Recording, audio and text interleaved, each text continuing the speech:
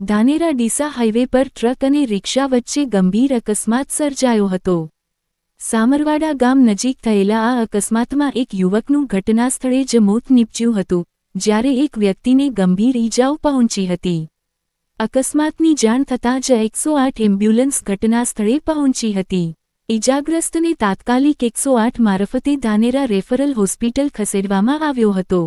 ત્યારબાદ તેની હાલત ગંભીર હોવાથી વધુ સારવાર માટે ખાનગી હોસ્પિટલમાં રેફર કરવામાં આવ્યો હતો, જ્યારે મૃતક યુવકની લાશને પી.એમ. અર્થી ધાનેરા રેફરલ હોસ્પિટલમાં ખસેડવામાં આવી હતી। આશાસ્પદ યુવકના અચાનક મોતથી પરિવારજનોમાં શોકનો માહોલ છવાયો હતો અને સમગ્ર સમાજમાં અરેરાટી ફેલાઈ ગઈ હતી। સ્થાનિક લોકોનું કહેવું છે કે ધાનેરા વિસ્તારમાં મોટા વાહનો પૂરઝડપે દોડતા હોવાથી અકસ્માતોની સંખ્યા સતત વધી રહી છે। હાઈવે પર ગતિ નિયંત્રણ અને પોલીસની કડક કાર્યવાહી થાય તેવી લોકો માંગ કરી રહ્યા છે। ઘટનાની જાણ થતાં પોલીસ પણ ઘટનાસ્થળે પહોંચી હતી અને વધુ તપાસ હાથ ધરી છે। રિપોર્ટર બાજુભાઈ વણકર, ધાનેરા।